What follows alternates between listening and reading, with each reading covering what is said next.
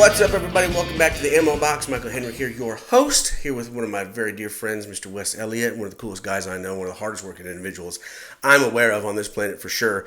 We've known each other, 6-7 years now, almost? In a minute. Yeah. In a minute. And instantaneously hit it off over UFC, I think it was, when we first met at the old house.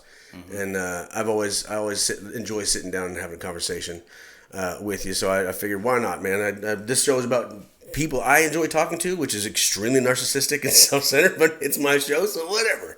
There you go. So, Wes is a business owner and an entrepreneur here in DFW. Has a whole lot of stuff working, and I value your opinion on a lot of the stuff that I tend to talk to about in these things, as it relates to being successful. You know what I mean? Whatever it is you're doing. You know what I mean? Because there's a lot of cats out there that are grinding and never get anywhere. You know what I mean?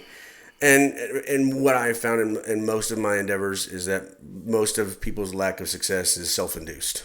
You know what I mean? A lot of it's motivation. A lot of it's making excuses about time and this, that, and the other. You know, because I'm guilty for 100% sure. You know, so I for sure wanted to get you on here and get your opinion on some of this stuff for sure.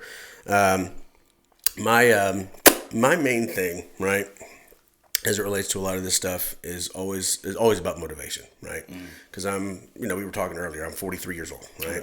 I'm sure my levels are all kinds of messed up because I haven't been very active or necessarily conscientious about my intake and all that kind of stuff. So it's physiologically it's hard to motivate when you feel all the time, right. And outside of that, again, there's a lot of excuse making. You know what I mean? Yeah. So how do you handle I don't want to say tricking your brain, but convincing your brain that you need to get after it? Because obviously you've done it extremely well, based on your output and production, what you've got going on right now. So I'm definitely interested in it.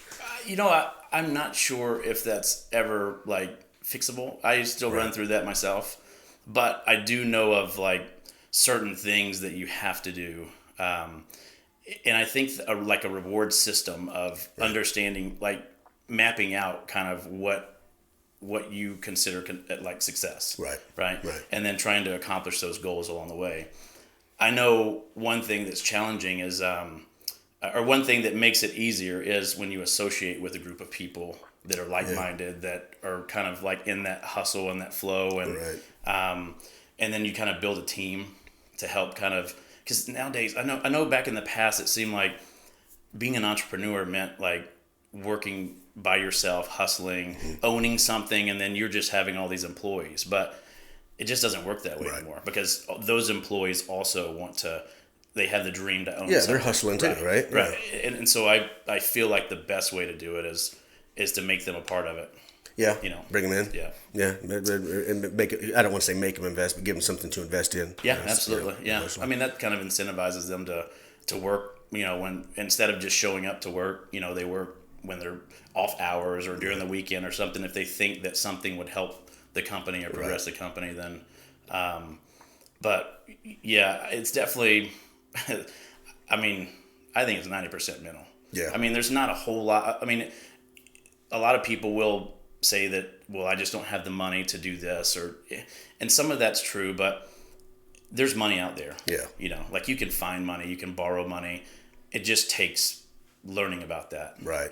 Right. And it's anybody that's been in business or worked for themselves or tried something and failed, you learn a lot of stuff along the way. Right. And I think that I've done so many things and failed at so many things that I think that's why I've learned what I've learned. I guess Right. But and I'm of the same accord. Failure is one of the most important lessons that you can learn. Right. If you're trying to do anything that's going to get you beyond just a daily a hobby or whatever. You know what I mean? If you're at the point where that's a realistic objective for you, you know what I mean? Right. Yeah, there has to be a decision made. Really, at the end of the day. Correct. You know? And the goals have to be set that are reasonable. Right. You know what I mean? Yeah. There's so many people that set unrealistic expectations on themselves, and I think a lot of it comes from this social media world. Yeah. Right? Seeing all of these people who are producing content, and then you lose track at the fact that they're producing content. Yeah. You know, it's not actually what's happening behind the scenes, but they're entertaining you. Right. You know, all the little tricks that they have. Right. Renting the cars or you know, knowing someone with a car or a house or something. Even down to like thumbnails and like titles and like the work that goes in, like vidIQ and some of these other guys that like specialize in that. Right. There's a science behind it. Yeah. And I mean, I get it. And I want to learn it to a certain degree, but at the same time, like, maybe I don't think I have that kind of time. You know what I mean? Yeah. I'm still working a full-time job. But yeah, but that part of that part of business that is failure, when you make that call to, okay, regardless of what happens, I'm going to keep at it. That's kind of what differentiates you from the hobbyist to the actual committed guy in my head. Right. You know what I mean? And accepting failure. I've actually started writing an ebook, which I haven't released, and I probably never will, because it's one of those things that just, you know, it sits on the back burner forever. But in the beginning of it, I talk about accepting failure as an inevitability, not as a means, and not accepting failure for failure's sake, but accepting failure in that you identify what it is in that failure that you can learn from and move forward with. I agree with that. I think that I think that that's the problem with that word failure is a lot of people consider it like just bad. There's a stigma to it. Yeah, You know? yeah. But if you think about anything you've ever done in your life, like even growing up as a child, like not touching the stove when it's hot, you know, those type of things, that's what you learn from, right? And if you don't learn from it, you're just taking someone else's word for it. Right. And I don't know that it's the same.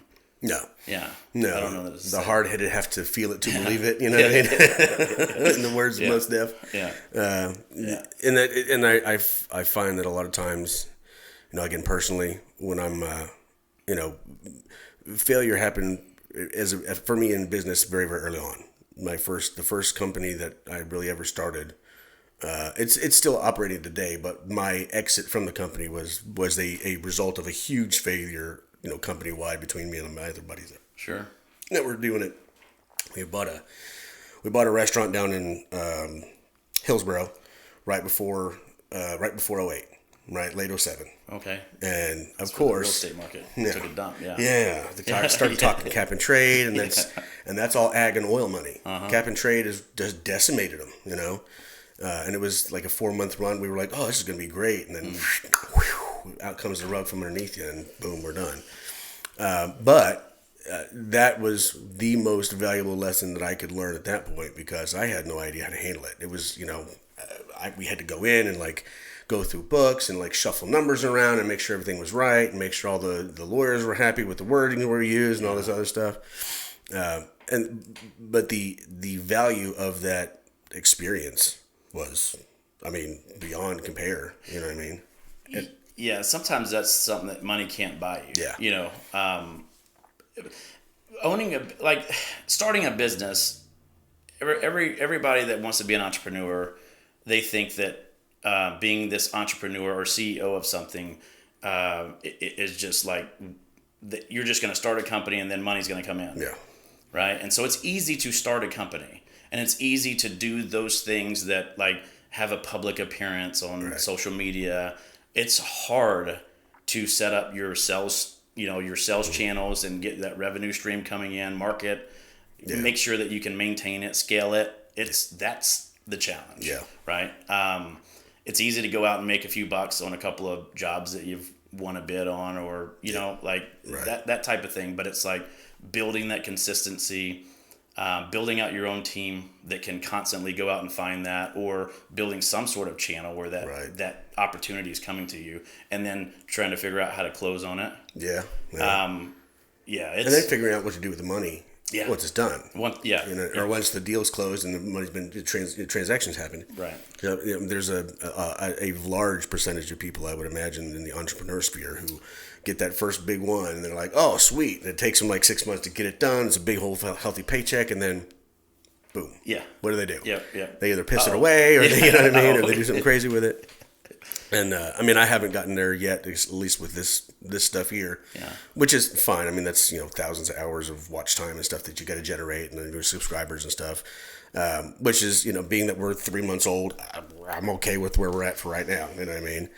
But when that time comes, there has to be, and thank God I married a money guru in Katie, but I'll have an idea what to do with it. You know what I mean? So I'm not, so it doesn't go down a sinkhole somewhere because, look, I've made good money for a while. Right. And if she didn't tell me not to spend it, this would all be shoved into a 1-bedroom apartment. Right. Yeah, it's easy. You know what I mean? Right. Yeah, it's easy to do. It's easy to spend it. How did you where did you get your acumen as far as building that stuff? Was it really just like trial and error? Did you have like a mentor that you had to have a relationship with? A combination of both. I was sitting there talking to someone the other day about like jobs, and I was like, the only job I've ever had working for someone is when I was in high school. Mm-hmm. But I started my first company when I was 18. Right. And it was like from that was the bug that bit me. Yeah. And then it was like on after that. And so I think the most important thing is I think the reason why I was successful at the time is because I was passionate about the things I was working on. Yeah. So it was never really about showing up to something I didn't want to do. Yeah. It was out of necessity because it was a hobby or something, and it was actually in car parts. Okay. Manufacturing car parts. Yeah. So in that transition from back in high school, whenever you'd want the speaker box in your car, mm-hmm. right? Yeah. And so I built a speaker box for my truck, but I had a single wheelbase, like a single cab truck, and so a short wheelbase, and there was only so much room behind the seat. Yep. And so, like when you're building things out of board, like that takes up a lot of space, offsetting negative space. Yeah. And so I think at the time we had, we had a computer in the house, and I remember there were some forums that I would go to. I can't remember the name of the forum that I went to, but there was a guy that was selling DVDs. I still have it at the house. I found it just a few months ago. Oh, wow. He was selling DVDs, and they called him the Glass Man because fiberglass. He built things out of fiberglass. Gotcha. But he built custom speaker boxes, like dash panel covers to mount screens inside. And I bought this 4-disc set, and it taught me so much, like that, just the things that the tools that he gives you in that, the knowledge from his years of experience, it shortcutted me to be able to make parts. Right, so I started making speaker parts and then gauge clusters. Wow. And, I started building cold air intakes. Okay, yeah. And then it went from fiberglass to plastics, to ABS plastics, which I had a company manufacture for me. Nice. Then I found a group of people that were doing carbon fiber stuff. So I would make molds out of fiberglass and cast it sometimes with a liquid plastic if I needed to. And then I got them to start pulling parts for me out of carbon fiber. Nice. And it just took off from there, yeah. Wow. But it was, like, that was cool. Yeah. You know what I mean? Like, for me, I was like, I couldn't wait to go and talk to the guys to see what parts they had pulled. And, but then you run into tons of problems with that, too, because it's never perfect. Yeah, manufacturing's a mother in and of itself, much less a service-based business or anything like that. It is, yeah. And then along the way, I think I'd meet some people that were kind of mentor-ish, mm-hmm. right? And I was always like, inquisitive kid. Right. I would always just ask questions. Probably annoying to a lot of people, but and I was always hanging out with older people when I was younger. Right. And my granddad was an engineer. Oh, okay. And, and so I was always in his shop with him, and he was always building something. And I think it started there. Yeah. Just kind of and working your way up, and that kind of built the ability for me to learn, right? Yeah, for sure. With my granddad, because he was, he had patience for me, right? Which now I can see, like, when you have a younger person, like mm-hmm. you're trying to teach them things, and I'm sure I screwed up everything. Yeah. But just to know that he had that patience, it was nice. Right. It was probably meticulous, like organized and like very methodical and stuff. Yeah. So what a great base upon which to build all the other stuff. You know what I mean? Yeah. And I think it was, I'm sure he had some OCD, right? Because I get it too. Yeah. Huh? Yeah. And it drives me crazy whenever things become unorganized, mm-hmm. and I still have like that panic feeling. Right. It's like, Jeez, like this is it's all gone. You know? I got to take care of this before I can take care of anything else. Yeah. Even though everything else is way more important Right. than that missing shoe. Yeah, that's right. Where's my shoe? Yeah. Or a specific light, like we were talking about. You know. Yeah, for sure. Not set up the right way. Yeah. What was your first job? Where was your first place you ever worked? I was a personal trainer at Premier Fitness. Okay. Yeah, in Louisiana, and that job taught me a lot too. Oh yeah. I mean, customer service, face to face kind of stuff too. Yeah. Especially because my dad isn't very he's not very social when it comes to that. He was always just like a worker, Right. and being able to put myself in an environment like that meant everything. I mean, and the people that I met there, it made it fun for me to be able to communicate to people. Right. So it wasn't like a cold calling or just knocking on people's doors type of thing. Yeah, yeah. Which that would be. That's a nightmare in and of itself. Yeah, I'm sure I wouldn't want to do that at all. I tried it 3 times. It lasted a week each time. I was like, "Yep, no, we're good." Yeah, just to have that many no's. I mean, I could take it in business, but I don't know. I just would feel awkward trying to sell somebody something like that. But I was a personal trainer, and that kind of got me into the fitness world as well. And so I think I kind of, looking back on it, it's like, okay, well, that merged with engineering, which led me to tech. Yeah. Which is where I am now. So. Yeah, the physiological development of everything, and then the organization. That's crazy. Yeah. That's crazy. In life, it's kind of funny how life guides you down these weird paths, and then all of a sudden you wake up, and you're like, what the hell happened here? Right. What did I just do? Right.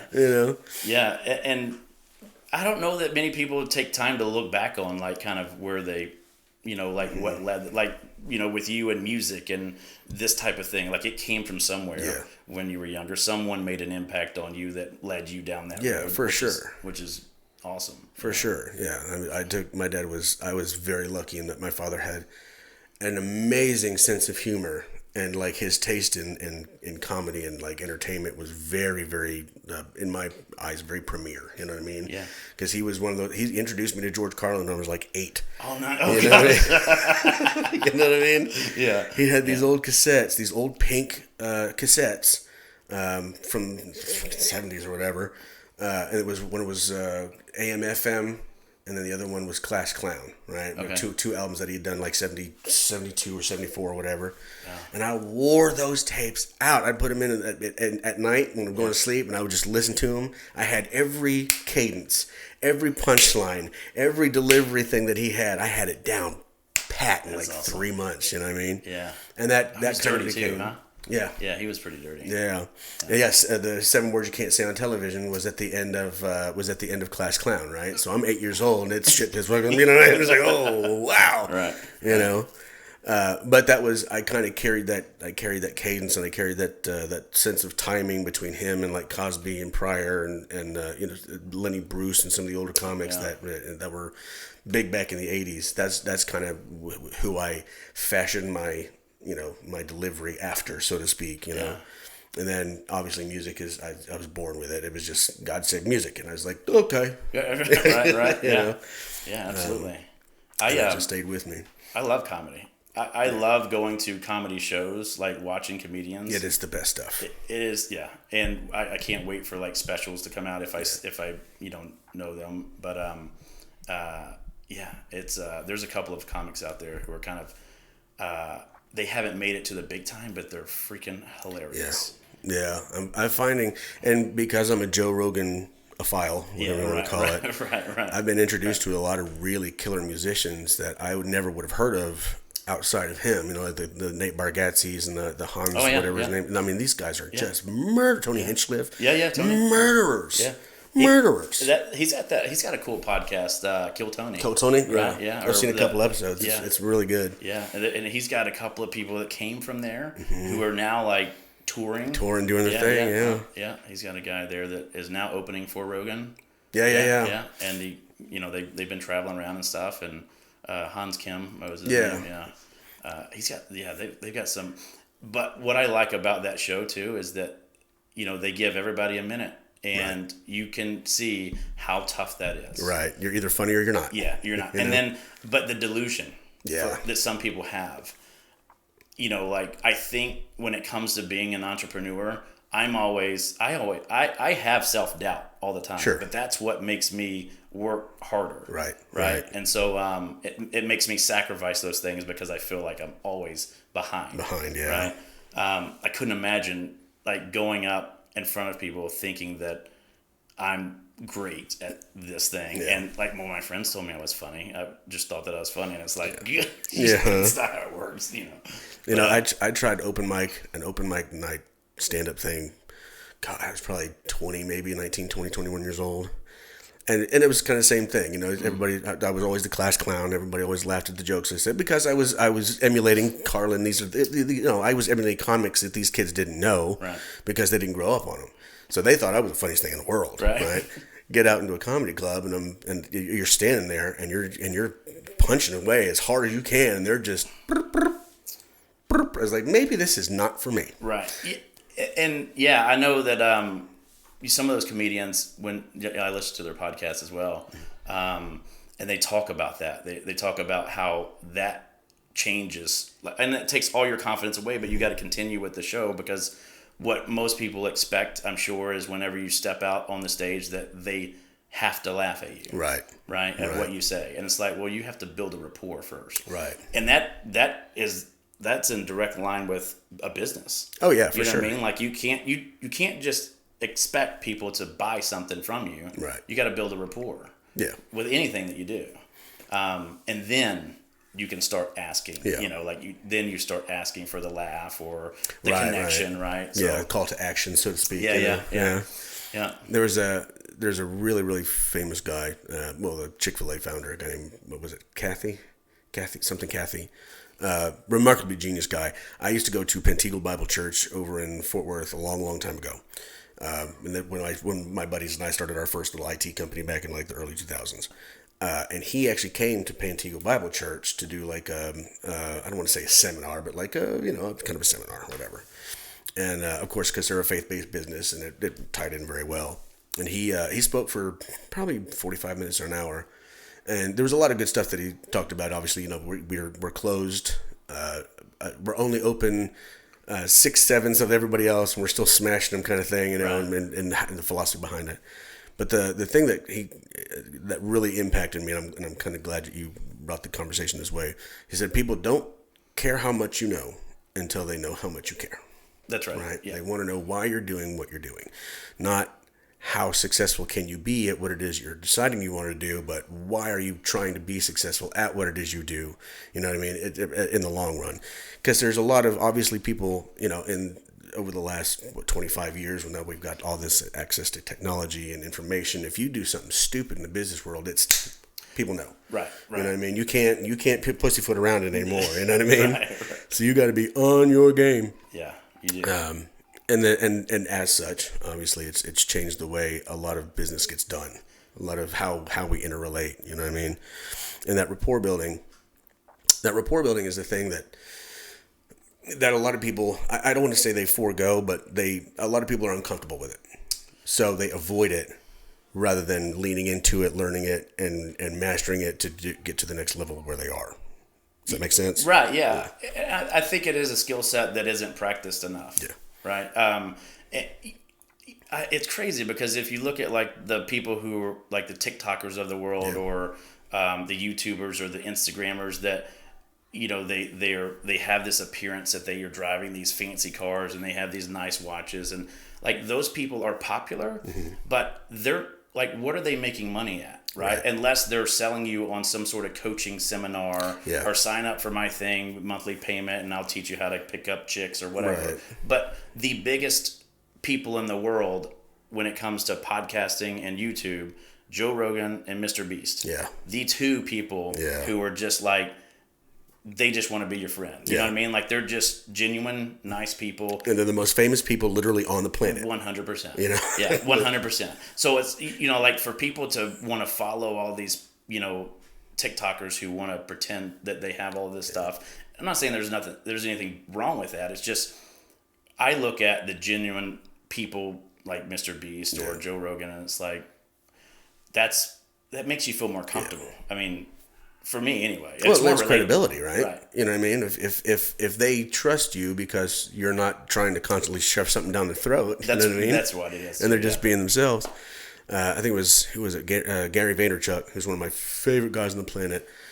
He talked a lot in his first book, Crush It, about it's about, I don't want to say developing the rapport, but being honest and open with people. Right. You know, and even now he still preaches it. You know, people want to know how passionate you are about what it is that you're passionate about. They don't want to know how much you can sell of something or how good you are at, you know, manipulating psychology to make somebody trigger to buy something. They want to know, okay, why?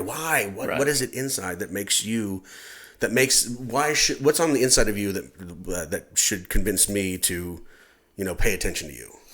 Right. Have you noticed the shift in the market too, that like, you know, the companies that never had a face like on them, they're suffering. Yeah. And now these companies that are coming out with like where the audience knows the owners and they can, you know, these owners might have podcasts or they have the ability to just kind of share their passion about it.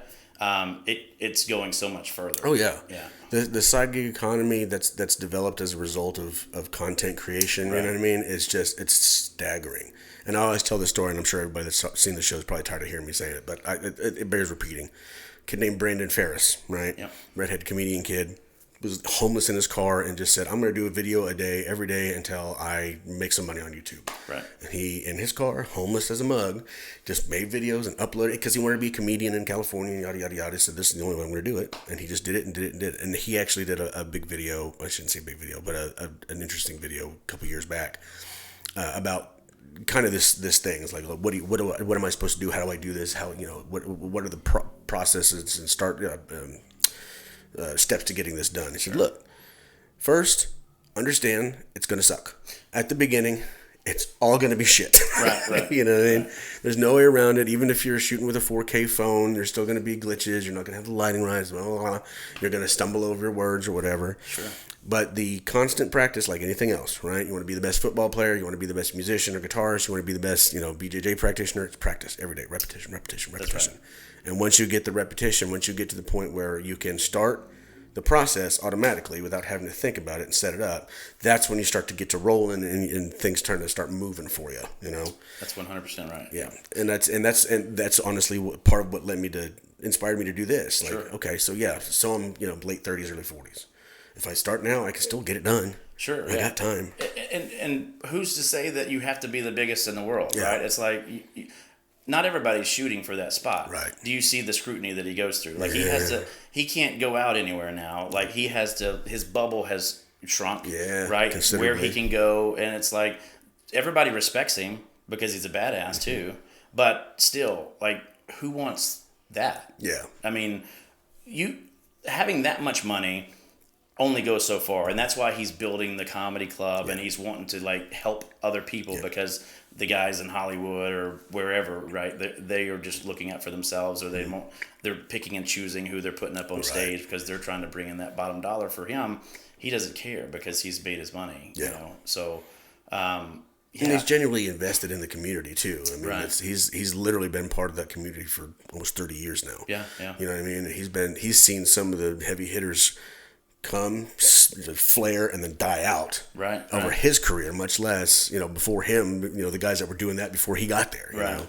So he has a very vested interest in what's going on. And I love the fact that his outpouring or his outward expression of that, come to Texas, open it, and then bring everybody here. Sure. You know what I mean? And as a result, I mean, I can't imagine what Austin's economy is doing because of Joe. Right. You know what I mean? Because I know they got hit pretty hard for a little while. Some of the VC firms from Silicon Valley are coming down to Austin as well, and it's I mean, Austin's kind of had a tech boom for the last few years anyway, but one person brings that much. It's unbelievable. Yeah. It's fascinating to watch. I'm really enjoying it. Honestly, it's like I listen to his podcast as like a chronicle of what he's doing. You know what I mean? Right. Just to watch the story unfold. Yeah, just hearing some of those people's experiences, I like listening to that as well. Yeah. Some of the stuff, you know, the political stuff, I just don't ever get into just because I've never really gotten into that. Right. But I like listening to the science-based things. The fight companions that he does is cool. But I like listening to the stories of those fighters. Like Mighty Mouse has like a YouTube channel, and he does like Twitch streaming and stuff. Oh, right on. Okay. Demetrius Johnson, Yeah. Mighty Mouse, and which is, he's like one of the greatest fighters Ever. Right? I mean, just because he had a falling out with the UFC and went over to one, and he, I mean, just became the king of the world essentially. But he doesn't get as much notoriety as a Conor McGregor or something. Right. But when it comes to his accolades and his accomplishments, I mean, he's not. You know, you can't even be close to him. Oh yeah, pure ability and output is just incredible. And the talent of fighters that he has beat, you know, that's a big difference too. But he has a channel that he talks about just his experiences in different fights, and he'll watch fights and give his point of view, and then he'll pause it and then he'll say, well, this is, you know, why he should have done this, and then he'll relate to a fight where he tried it and it didn't work, or why he transitioned. He's even watched some of his other videos, and to have someone with that kind of knowledge tell you why he's doing the things and what he's thinking about, and that's awesome too. Yeah, like I really like watching that. Nice. Yeah. I'd definitely have to check that out. Yeah. You know, he was on Joe a little while back, and he talked about, was it Bacau that he beat? Yeah. The greatest kickboxer in the world. And that, again, that story part, right? And I was like, what the hell? Yeah, yeah. You know, and he's captivating when he tells it, which is even better. You know, it's actually entertaining when he says it, but that subject matter, because I'm you know, honed in on that world of fighting. Yeah. When somebody tells me a story about beating the greatest kickboxer in the world, and you're one of the greatest MMA guys that's ever done it, I'm going to listen. I'm going to glue myself to you. Yeah, you know? I can't remember who it was. I don't think it was Bukau. I think that Sunshine, maybe? I can't remember. I know that it was a smaller weight class. Yeah. And he was, like, for his weight class, was like the best. Yeah. And then to have the first round be the kickboxing round, and for him to say, like, I was scared. You know, like, but I just knew that if I could make it out of that round. Yeah. And he almost didn't. He almost, I mean, he got rocked a couple times, but he did. Yeah. And then he showed, you know, that, hey, when I get a hold of you, that's a different ball game. Yeah. It's a different ball game. Yeah. And that's like the inspiration part of that too, right? Yeah. How many people is he reaching who are at a point in their career as an athlete, say, right? Where they're like they're kind of plateauing, they can't get past that next thing, you know what I mean? If Mighty Mouse has a method or a means by which to do it, of course, why couldn't I do it, right? Right. And I that's the part that really enthralls me about a lot of these fighters' stories. Is that, you know, because, you know, you Emelianenko and his brother, and those crazy fucking stories that they got, you know what I mean? Like their backstory, you know, Crow Cop's backstory, Silva's backstory leading up to all this stuff. Those guys face some crazy things and still managed to come out on top of the world, right? Yeah. You know? And I think that defines the character inside them, right? I mean, that's why they are who they are, is because of that. Is that a tangible thing though? Is that like something? Is that something you can train? I've always wondered that, because I've never really looked into it. But is that something like a characteristic that you can kind of hone or mold? I'm not sure about the drive in somebody, right? Because I think that, like, you have those people who, like, that deep down fear. If you've been in a fight, if you like get overwhelmed, you have those people who want to turn their back. Yeah. And then you have those people who don't want to turn their back. They just want to keep swinging back because they can't see themselves being put in that hole. Yeah, it's not an option. Right. Yeah. And I don't know that it's, I mean, they're still scared, right? But it's just the difference. You can train a lot of the performance aspect of it, right? And I think that's what got me into where I am now with the technology was, you know, watching UFC years ago. It was like, you see the people like Chuck Liddell or some of these guys like are in really good shape, and then some of them aren't as good of shape. Right. And then when you're looking at them on TV, because depending on the weight class that you're watching, like when you get above, well, nowadays when you're over 170 pounds, they're pretty tall. Yeah. Right. Yeah. But the 205 pounder plus guys, anybody over 200 pounds, like, they're over six, you know, they're 6'3", 6'5", and you don't realize that because all of them are close to that, you know, height.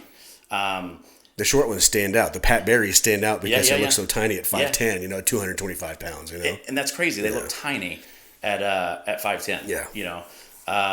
And so, just watching that back in the day and seeing Chuck Liddell just like starch people, shut lights off. And I was just like, man, like how much harder does he punch than I can punch? Right. And I think that question is what started me down the path of creating my technology. Yeah. Right. That's a great curiosity to follow too. You know what I mean? Because the only thing that can come of that is helping other people. Right. Yeah. Really. And that in itself was, I had never done anything in tech. Right. Like building an actual like sensor. Right. With a bunch of different electronics on it and having to worry about radio frequency stuff. Right. I had never been involved in that. And I still have the first sensor that we built. It was in 2011. And it was probably 2 inches by 2 inches. And it was like, not going to fit on a wrist. Right. Yeah. Not going to fit on a wrist. Certainly not going to be a Nigos, right? Yeah. And so, but, which I considered it a failure. Right. But then I got to a point to where it was like, well, let's just see how much data we can get. Right. Let's start working that, that thing. And then as technology kind of, it got better when it comes to the components got smaller. And so we were able to purchase things that make this whole board smaller. Right. That was a huge help. And I think what drives that is like the smartphone market. Yeah. Yeah. Whenever these phones were becoming more compact with all these features on them, like these manufacturers, these companies will go out and build these tiny, tiny sensors. Yeah. The unfortunate part about it, which is something that you don't know until you get into it, is when you have companies like Apple, they'll go and buy up every single part on the market. And so if you're using that part in your product, you no longer have parts to buy. You don't have access to it now. Yeah. And they'll do that with certain parts. And still to this day, they'll do it. I believe it. Yeah. I believe it. Just to not have the ability for someone to use it. Right. Because they have requirements that they have to make it public, certain things that they do, so that they can't just, use government money if they're getting grants or whatever. Completely monopolize, yeah. Right. But the trick is that they go out and buy it. Yeah. Okay. Well, it's like web domains, right? Yeah. Yeah. Buy all the easy, most popular ones you can think of. And some schmuck needs it. Yeah. I'll pay you $5 million for it. Right. There's a lot of guys gotten rich selling domain names that they bought for like $5. Yeah. Didn't that happen to Joe Rogan? I think JoeRogan.net was the only thing available for years, but I think recently he ended up getting the .com. Yeah. It must have. I'm sure it took money, but I mean, I'm sure there were people emailing that dude. Yeah. Just telling him how big of a piece of crap he is, right? Because. Yeah, I mean, that's something that you would just have to do. But even on the other side of that, it's how many people are like, don't sell it, bro. Hold out. There's going to be more money. I swear to God, you know. His friends. But then what happens is what Joe Rogan did, said, screw you. I'm not going to pay you. I'll just use this other one and make, it won't matter to me. And that's what he did. Yeah, because you're not going to be able to generate traffic to get to your stuff because it's not me. Right. And what are you going to put on yours, right? I'm going to go after you. Anything that you do related to my name. Even remotely close. Right, 100%. So, but yeah, I mean, there's a lot of little tricks that you learn about along the way, or a lot of, I don't know if you'd call them tricks, but just issues. Right. But going back to the tech, like seeing Chuck Liddell and like how much harder, I think that's a natural curiosity, right? Yeah. It's like anything, right? Like if you can fast track the ability to perform better. Yeah. Right? That's what you want to do. Yeah, for sure. You're going to take it. Right. Who wants to spend years trying to learn how to punch this hard when you can fast track that? Use a device to help you fast track that, right? And so that was kind of my ultimate goal. But it is, so, going back to teaching that, it's like you can teach certain things like that.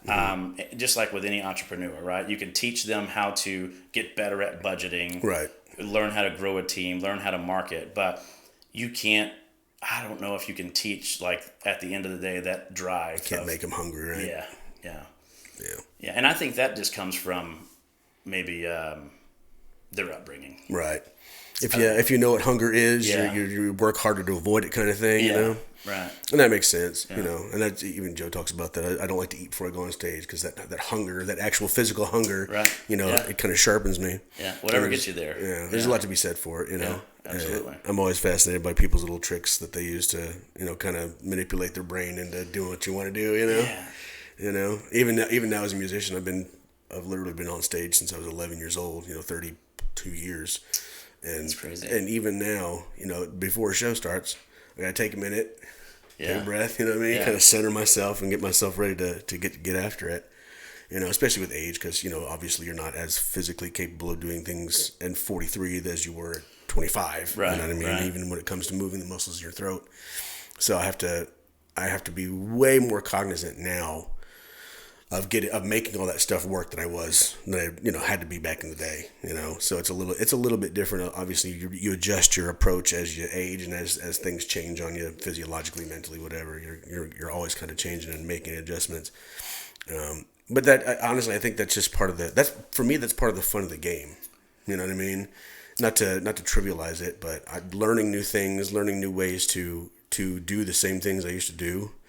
I love. I mean, all More this efficient way or something. Yeah, this is all brand new. I started doing this 3 months ago. I was like, well, trial and error. You know what I mean? That's what it takes. Yeah. Yeah. And it doesn't have to be. I do feel like I suffer from a little bit of, well, I would do it. I'll start it whenever I have this. Yeah. You know, and that is a bad thing too. Yeah. You know, because then when you get that, it's like you'll find the next thing, and it's like that's just a slippery slope. You know, that's just your mind playing tricks on you to procrastinate, actually putting in the work. But I do think that keeping things simple and just getting in it, you know what I mean, doing it, starting it, you know, because you have to fail. Yeah, for sure. You just have to. If you do, you know, there are some people who get away with a lot, and you might not ever see them fail, but you know, they do. Yeah. And they will, like, their failure is just going to be bigger, unfortunately. Yeah. It's like, I would rather fail a little bit along the way as I'm going, just so that one big failure doesn't crush kill me. Yeah, it doesn't shove me out a window, even from the 30th floor somewhere. I'm sure you've seen that from, like, musicians as well, who like, were on top, they had hits, and then they just fell off because when you take that away from somebody, it's like, they just think they're worthless. Yeah, and the number of times that musicians shot themselves in the foot. Yeah, you know, quitting a band like literally a single before they blew up. You know what I mean? Right. How many countless bands since let's even just going back to the 70s. You know what I mean? How many musicians who are just murderer musicians who never did anything because they had a falling out with the lead singer, they had a falling out with the manager or an agent or something like that. It's like, well, I'm just not there to do it anymore. And then boom, 6 months later, we're on tour globally. You know, we're all famous now. Yeah. You know what I mean? Yeah, I was watching Theo Von's podcast, and he had I think it was the lead singer for Creed, Scott Stapp. Yeah, or it might have been him, or it was either him or Nickelback. Okay, yeah. It might have had. I think I've seen podcasts with both of them. Yeah, and just hearing why they dropped off, and like just them living life, and man, I don't know if I'd want to be in that situation of having that limelight type of situation, and then just stripped from you, and then you feel like, man, this just isn't for me. Yeah. Well, Rick Moranis did that. Yeah. You know, after Spaceballs, really? What did he do? Literally nothing. Yeah. His wife died. He kind of reclused back into his kids, you know what I mean? Yeah. Went to church and found what he needed to find, and he's perfectly okay. Yeah. You know, 30 years later. But that's rare, though, I think. Yeah. Because obviously, being a Christian is one of the support systems that helps you through that kind of thing. So being a part of a church and a fellowship, it's a huge help. But a lot of people in Hollywood go through it by themselves because once you're not making money, you're on your own. Yeah. You know, there's not a lot of support out there in Hollywood for you. And I've been a part of, like, you know, that a little bit of that world whenever I was working with Spike TV and Direct TV. And, you know, like when you start communicating with the film crew and stuff, and you start, like, they become friends. Yeah. But you get kind of attached to that, to where when they're interviewing you, they make you feel comfortable. Like they're doing everything for you. You seem like pals. Yeah. But at the end of the day, you have to realize that they have a job to do, And when they're done with you, if you can't stay in that position, they're on to someone else. Yep. And it's, like they don't owe you anything. Right. You know? This is just their job. Yeah. And I think that is like a different mentality too of being, I do get it on one hand. It's like you can't please everybody. Right. You can't help everybody because you just can't, right? But it's a tricky world. Yeah. Even working with the UFC, I've worked with them for years. Right. Whenever they sold to WME, the Performance Institute, which in Vegas, which is what I was using my technology in, it was ran by a different department. And so in that department didn't want to really communicate with this department over here because they were going through that acquisition. Right. And they were scared to lose their jobs. So then it becomes, because I was trying to get my product on UFC on TV, right? And so then when they don't want to talk to each other, you kind of are limited to how you can get in touch with someone because you always have to go through somebody else. Right. Like it just doesn't work in the world. When you have these people who have thousands of people trying to get in touch with them daily, you can't send them an email or a text or anything anymore. Like you got to be more creative than that. Right. And I do think that now it's probably, I think Joe Rogan said it before, like he's not going to have anybody on that reaches out to him. Right. If you're good at what you do, he'll find you and bring you on. But outside of that, it's like, don't reach out because, Yeah, you're lost in the shuffle. I mean, at this point, Yeah. And I'm a huge fan of Steven Crowder. I don't know if you're familiar with his stuff. He's a really wonderful comedian. Just slightly, yeah.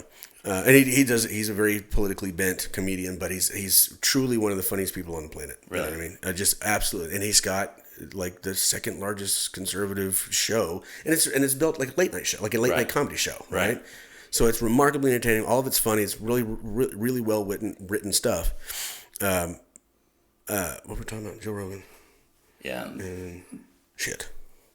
Having a lot of people like reach out to you at the same time, right? Being not necessarily being accessible, but needing to be accessible, right? You know what I mean? Yeah. And I can't imagine. I get emails from machines in my Gmail account, and I'm like, God, stop it! I can't unsubscribe to enough. You know, somebody if there's actually human beings reaching out to you all the time, trying to get your attention, you're just lost in the shuffle, man. Yeah, you're just lost in the shuffle, and it's hard to rationalize making an exception for one if you're not making exceptions for all of them. Yeah, yeah, and then people want to hate you for not doing them a favor. I get it. Yeah, I have a hard time asking anything. Sure. And so whenever that started happening, I pulled back myself because I was like, I'm not where I want to be. Right. So and I want to be in a position to where it's like they need me type of thing. Sure. Right. And I think too, like, in my specific area where my tech is, it's tough because when you don't have a competitor out there, at first I didn't. Mm-hmm. When you don't have a competitor out there, it's hard to compare yourself to anything. Right. And it's like, I try to relate it to maybe like the first car or something, and it's like, well, yeah, you can see that it's better than a horse, but how much better than another car is it? Right. And so that's whenever I had a couple of competitors come out, which they're not really in the same space, but it's a general area. Okay. Yeah. It now allows me to bring more value to my product to say, hey, well, this is what we're doing differently. You can see this is what they've done. They've done successful stuff. Right. And also, I used to have friends all the time like, hey, you seen this product? Like, aren't they competitors? Don't you have patents and stuff? I'm like, yeah, but like, I do. Right. But it's not always a bad thing. Yeah. Right? Yeah. Like, you need more people in that industry to bring eyes to it. Sure. You know what I mean? Sure. Because it's a big industry, but in that particular thing with tech, there's not a lot of eyes on that. Right. And when you're trying to explain how a tech works to people, that they're just lost. Yeah. it's almost like the first the radar gun for the baseball. Right. You know what I mean? Like I can't imagine how fast people thought that that ball was moving. Right. You know what I mean? Yeah. I'm sure it seemed like light speed before you actually measured it, kind of thing. I'm sure it was some number that was just crazy, right? Yeah. Until they actually were able to, and then you're questioned. Right. You're questioned because of somebody's eye, like their visual, thought process of like, hey, this seems faster than that. Right. And it's like, but that's just what it seems. Yeah. Like perception versus reality. Right. Thing, right. I remember when we were doing, I was working with Bellator and Spike TV. Some of those guys, like the producers and stuff, they were like, well, how fast does someone punch? Is it like 80 miles an hour? How do we make that number bigger? And I was like, well, you can make it like feet per second or something, not miles per hour. Right. But when you're thinking of miles per hour, that's a car. Yeah. But everybody goes back to baseball. Like, well, you throw a baseball, 90 miles per hour, a punch has to be that fast because you can barely see it. It's like, no. Yeah. The pitcher's arm isn't moving 90 miles an hour. Yeah, it's a different lever. It's a different fulcrum. You know what I mean? Leverage kind of, Right. Yeah. But, and so whenever we started having that question, I had a team of engineers out of an accelerator like program in South Carolina. Mm-hmm. And they built this huge facility. This group of investors built a huge facility. And it was supposed to be like, very, like all this new technology that they were going to use. I don't know how this small town ended up with this place. Right. I mean, it was 180,000 square foot. Right. And it had the hologram podiums. It like what Michael Jackson was doing on stage with the hologram. It looked like he was really there. They had that there. Yeah. They had one of the guys, I forget his name, that owns like Toyota. Right. He was there in Japan giving a presentation, and he was behind that same type of podium thing that takes his video image or whatever. And then they had a auditorium full of people with that podium, and it looked like he was there. Right. It was the craziest thing ever. Doing remote in two places. Wow. They had this floating hologram of an aircraft, like or a motor or something, a military motor for something. And these engineers were able to actually like highlight certain parts and remove them. Manipulate it. It's crazy, yeah. But I was we got involved in that place, and they were kind of using our tech as like promotion to try to bring people in, but that area didn't really have a lot of tech. Right. I think the investors were just dumping money for something, But it was nice, but we had to, when we started getting questioned like about the punch speed, what I did was start getting college ball players to come over, and we would measure their hand speed when they're throwing the ball. Gotcha. Right. Yeah. And so we would then correlate that with a boxer's punch, and so we determined that a guy that was throwing a fastball like 88 miles an hour, his arm was traveling about 30 miles per hour.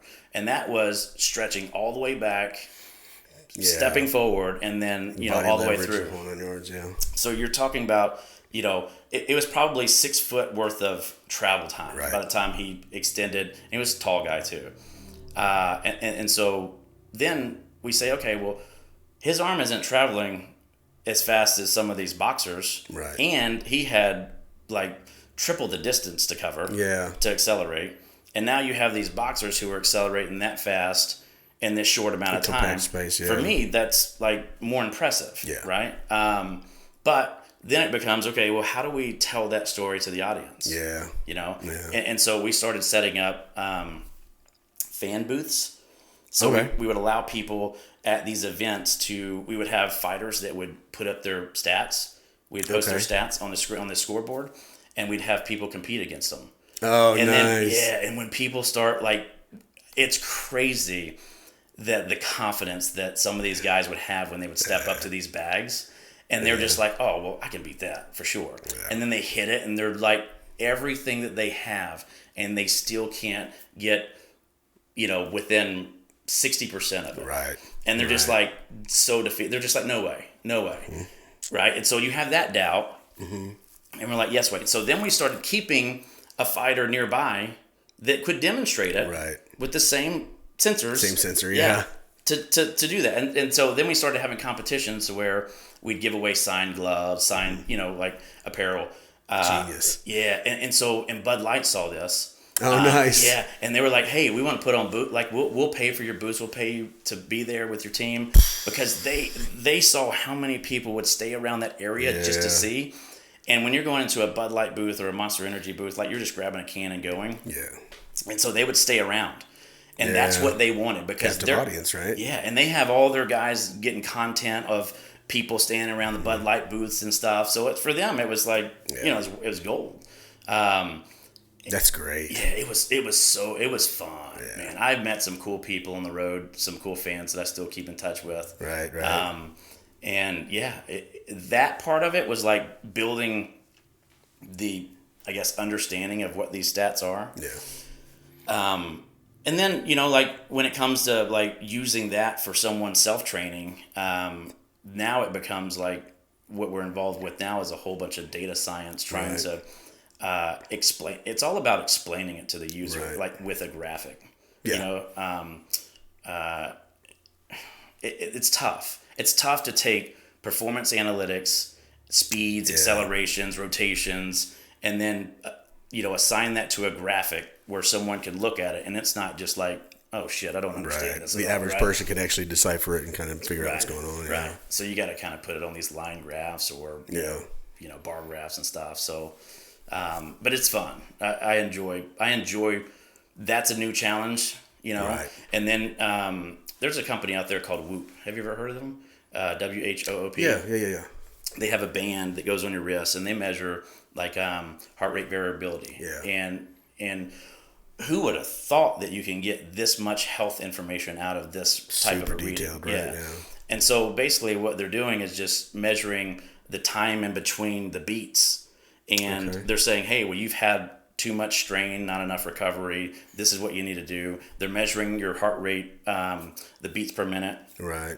So they can tell how many calories you've burned during that time period where it was raised, what you were doing. And you can kind of add into your journal kind of like, hey, I was lifting weights, I was walking, I was whatever. Yeah. But what they did was lay a foundation of how you kind of educate the audience. Sure. And that to me was like awesome because they raised a bunch of VC money, right? And they're in the Silicon Valley area. Well, actually, they're on the other side, but they still raised a bunch of VC money.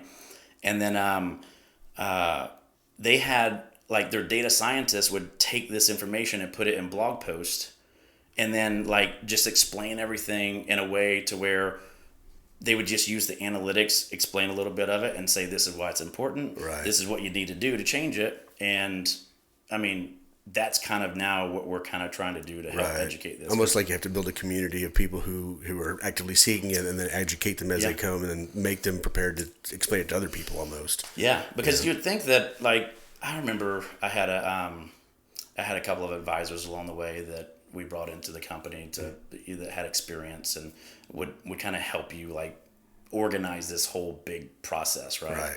Because it is one thing to be able to build a product. It's another thing to be able to manufacture that, keep it like bug free, you know what I mean? Like, and keep it scalable to where you can manufacture smaller amounts, bigger amounts. Then you got to worry about packaging. Then you got to worry about fulfillment. Yeah. It's a thing, right? And so keeping it relatively proprietary too, I would imagine. Too, right? Yeah. I mean, you have to worry about IP for everything. Yeah. And that's a constant thing that I'm always worried about too, is like whenever, these companies want to work with you, how much of you do they want? Right. Right. Yeah. And I think for the longest time, the fear of that would hold me back because that's what everybody around me would say too. Well, don't let them do that because then they'll have it and they can, but at the end of the day, they don't have the talent to run it. Right. Right. And so there's a reason why this person's here doing this. They're not going to do that, right? Yeah. I mean, maybe try, but they would rather have you, right? Yeah. So I think that holds a lot of people back too, in specific, certain industries. Sure. Right? Like thinking that someone's going to take too much of advantage of them. But I think partnerships is where you have to be now. Honestly, honestly, yeah. I mean, I think the days of the solo business guy, you know what I mean, just bearing all the burden himself or herself I think that's long gone as a necessity. Right. You know what I mean? You're too often trying to gain access to people's eyes. That part alone makes it impossible to do by yourself. You know what I mean? It does, like yeah. for sure, if I didn't have John, doing the, getting the stuff done for the production studios and getting the stuff done for labeling and UPC codes and all that stuff for the actual physical product stuff, I wouldn't be able to do that and this and a full-time job and dad and everything. I mean, granted, I probably could, but I would sleep never. Right. Never. Right. You know what I mean? I get no sleep as it is. Yeah. You know what I mean? And that's not what owning a business is supposed to be about, Yeah. right? I mean, owning a business is supposed to be a little bit about doing something that you're passionate about, and then a little bit about freedom, Right. like making enough money to have more freedom, Yeah. and the ability to do other stuff that you like. So, but even in my, I think in any industry, really, it's almost to a point now to where, the partnership term is like just a bad thing, Yeah. right? And so when you think about two people becoming a partner in one entity, right, like they get into an argument and things. Yeah. And so now it's almost like, okay, well, how do I have an entity? How do you have an entity? And then our partnership is this sales channel or something that benefits Right. you and you benefit me, so that we're not tied to splitting this whole product up, Right. if we have to part ways. Like Yeah. you have what you specialize in, I have what I specialize Yeah, like in. a synergistic partnership Yeah, rather than yeah. like financial or responsibility, Yeah. liability partnership. Right. Which makes a lot of sense, because again, so many people have gone so specialized in what it is they do. You know what I mean? You have to. Yeah. You know what I mean? Right. I'm not going to go out and do what Gary Vee does. I'm not. Right. You know what I mean? Yeah. I mean, could I talk the talk and and inspire people? Sure, probably. Right. But that's not my gig. Right. You know. That's what he lives 24/7, right? Yeah. Like, that's what you'd have to do. But he's not going to do the ammo box either. Right. You know what I mean? Right. So it would be not to say that I'm important enough in the world to influence Gary Vee, but at the end of the day, if I were going to do something with Gary Vee, it would be one of those things where, okay, we're on equal platform. This is the synergistic stuff that we got to mesh together to make both of us more successful than we are now, rather than, okay, I need you to come and help me and support this part of my business, Right. or come and feed this, feed money here and I'll help you. No, that's. And honestly, I think it's what's leading to a lot of the death of the car industry now. You know what I mean? Because Right. a lot of that partnership that was like manufacturer and then all the dealerships. Right. Right. Right. And a lot of those dealerships are obviously suffering now. With the last couple of years, it's been unbelievable. Having Right. been in it for the last few years, and I've recently got out of the dealership life again. I'm not going back. Right. Yeah. Not doing it again. Too much stress. Dude, the vice grip upon your balls that your manufacturer has over the stuff that you do is Right. just staggering. You know what I mean? Yeah. And I can be as good an employee as anybody. You know what I mean? If I'm motivated and I enjoy what I do, Sure. I'll fucking grind it out and wake up in the morning. But when it comes to my money, if you're actively finding ways to manipulate me out of money, Right. and I'm not saying that they're stealing from me, I'm saying the way they structure things lends itself very easily to making sure that you don't get the bonuses that you're supposed to be getting. That's tricky too. Yeah. Yeah. And it is what it is. Right. But if I don't have to put up with it, and I only have to take like a 10 or 15% pay raise, and I get better hours, Yeah. okay, so I don't have the health insurance. Katie has health insurance. We're fine. Right. Right. You know what I mean? I think it takes, like, in that scenario, what you've probably realized too is the people who are running those places are older. Mm-hmm. They don't have as much creativity when it comes to what you just said. Yeah. Hey, well, maybe if their wife has health insurance, they're willing to sacrifice this amount and replace it with money or time off or whatever, right? I think it takes a new way to essentially template a working relationship with someone so that they have alternate ways to look at value on an employee, right? Instead of it just being the old fashioned of, hey, you get this commission. I know that they have to look out for their bottom line, but the biggest thing in that is to keep motivation for your sales team. Because if that's what makes your business go around and you are constantly trying to think of a way to, take every penny you can, that's what kills everything, right? Oh yeah, it shoots you right in the foot, And two of the, I've only ever worked at luxury dealerships, right? I was lucky, when I got to tech school, I started working for a Volvo dealership. Worked for a Cadillac dealership here in Fort Worth for a little while, and recently a Jaguar dealership. And in all three instances, you just get to the point where it's so frustrating that even just waking up for work becomes stressful. You know what I mean?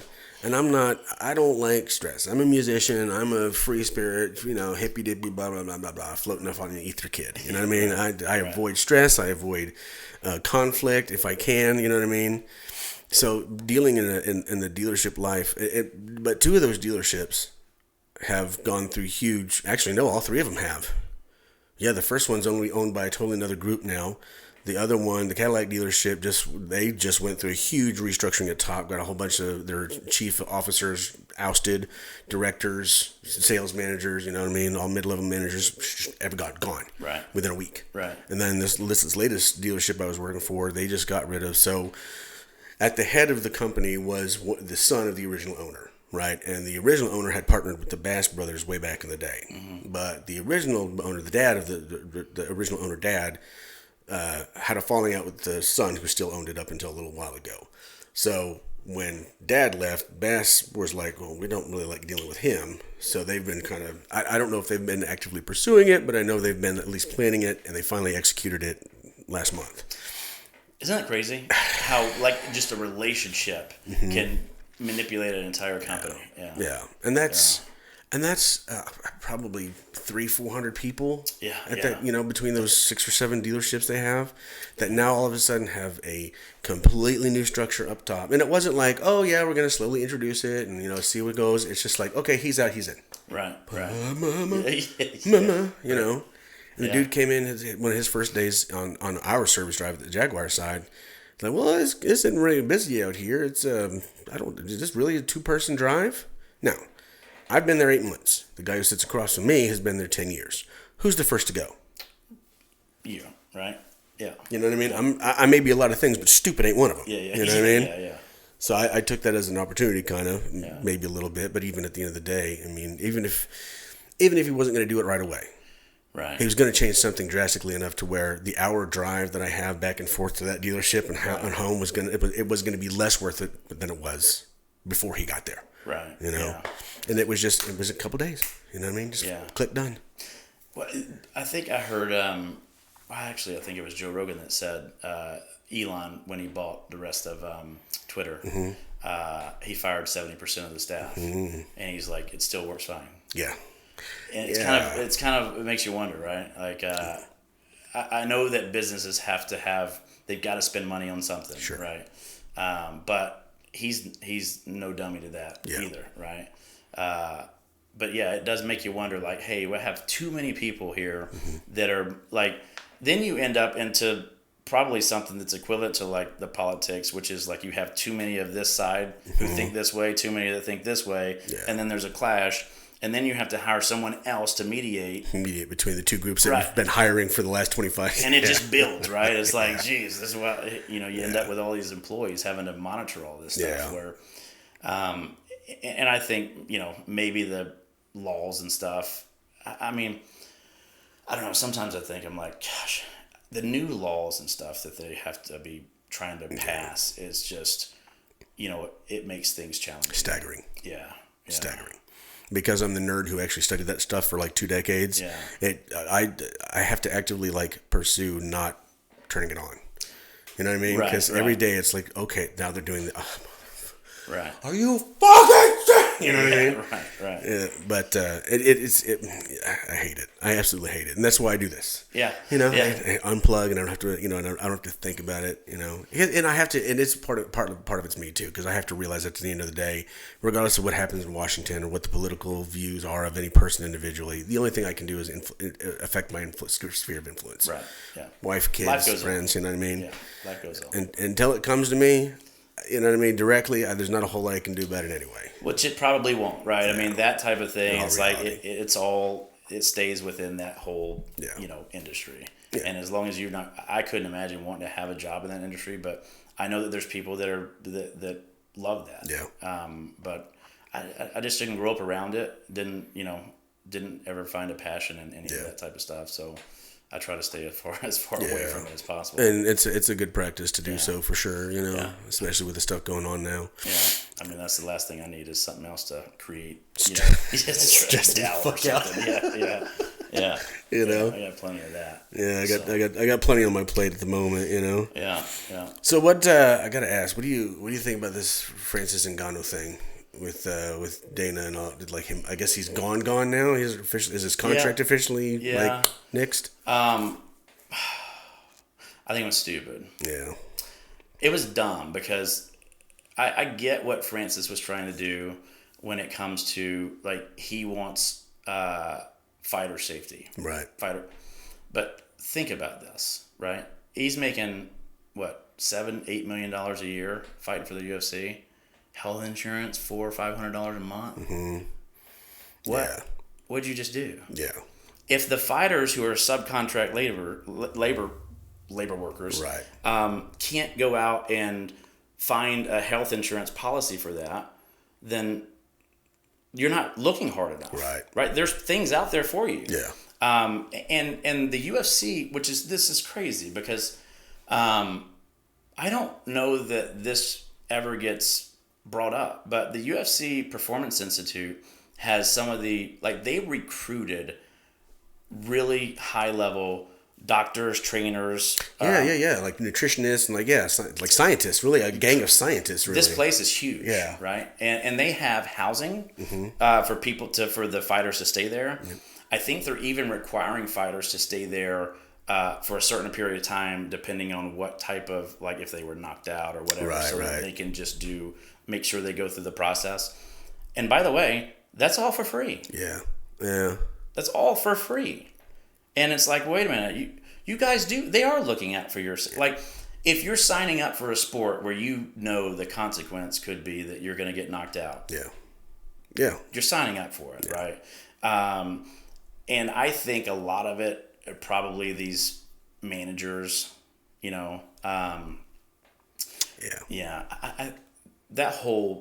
I think Francis made a mistake. I don't think there was a bigger, partner that he could have had on his side to promote his name. Yeah. Because that's what a lot of these fighters don't think about. Is like Conor McGregor didn't become famous because Conor McGregor could talk. Right. Yeah. Conor McGregor became famous because he can talk, and the biggest part of that, the UFC spent tens of millions of dollars on promoting him, making him part of these posters, making him part of these trailers, video games, and they did that. The reason why he's in Roadhouse, the new Roadhouse that they're filming. Oh, that's right. Yeah. I mean, I forgot about that. So what he did with them is put him where he is, right? And so I think that there probably is some other stuff going on behind the scenes with Francis, maybe. It can't be just about health insurance. Come on, dude. You can afford it. And if you're trying to stick up for the other fighters, don't. You can't. Right? You're going to make all the sacrifice, and then for what? Yeah. Because as for me, to be, like an audience member, I'm like, dude, you're great. We want to watch you all day. We don't want to watch you sit on the sidelines for 3 years, 4 years until you are no longer. Yeah. I don't want to read a story about the same thing. Yeah. I mean, it's sad. I guess Fedor just had his retirement fight this last weekend. Oh, did he really? Yeah, or this week. I guess Friday maybe. Yeah. He fought Ryan Bader. I think for probably the third time. And Ryan Bader beat him in the first round. Did he really? Yeah, and it's like, what do you have to prove at that point? Right. So you have this sense of urgency, and I don't think they know how old Francis is. Right, because of the records of where he's from.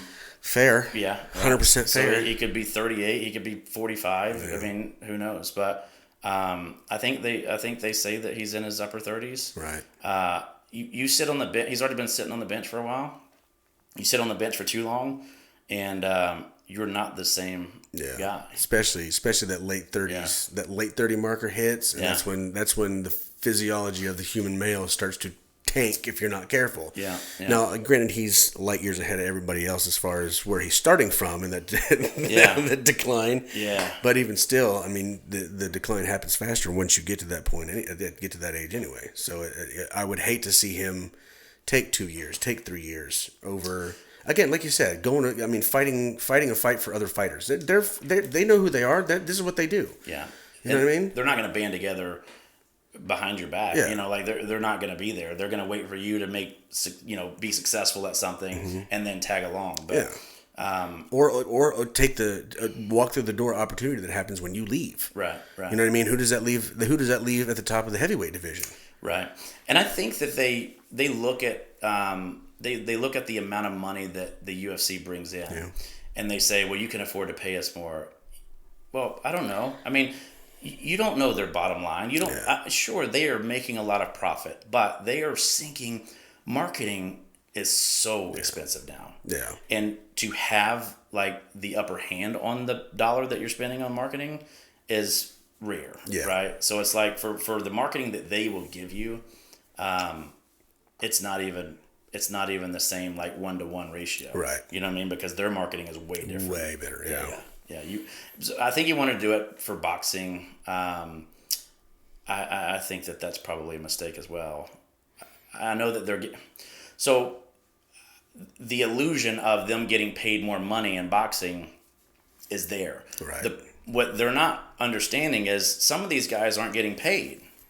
You know what I mean? Like some of them aren't getting paid. They will, try to guarantee it, but it's all in the fine print too. You know what I mean? So, and let's be honest. I mean, the boxing game's been a dirty game for a long time. You talk about they don't give a shit about their fighters once you're done. Well, no. Yeah. There's someone new, always. You know what I mean? Right. We saw what happened to Mike Tyson. He lost to James Buster Douglas, and his life fell apart. Yeah. You know what I mean? It was 5 fights after that before he was really like, probably maybe 10 or 12 after that, but not. I mean, it wasn't the same Mike Tyson. Right. It wasn't the same money. It wasn't the same pageantry. It was a totally different person, and they cut him loose. Yeah. As soon as he couldn't produce and be Mike Tyson anymore, it's like, whatever. Yeah, I mean, that's probably a good thing for him too, right? Like, fair. Yeah, totally fair. Just like with Chuck Liddell, you kind of, it's sad to, I know that they want that piece again, but yeah, whenever you're competing with people that are in their early 20s, like it's just hard when you're in your upper 40s, like them. It's just hard. But and the sport's evolving, like the training methods. Like one of the biggest things with like my tech, the reason why I get so passionate behind learning new things to do with it is when you think about like Muhammad Ali or Mike Tyson and how great they were at what they did. You think, like for me, I'm like, it's sad whenever someone like that passes. I feel this like a little bit. I feel a little sadness. Like no one else will be like that. Yeah. And it all gets a little bit dimmer. A little bit, right? And it's like I never met I don't know them. Yeah. Like same thing with singers. When you've listened to the music for so long, like it's gonna be so sad when Sylvester Stallone and Arnold something happens, but it's gonna happen someday because they're getting old. And it's like I still love watching anything that Sylvester Stallone still does, right? It's like, man, that's gonna be so sad. But I look at that and say, man, I wish that there was something that they could have used during that time when they were so good. Yeah.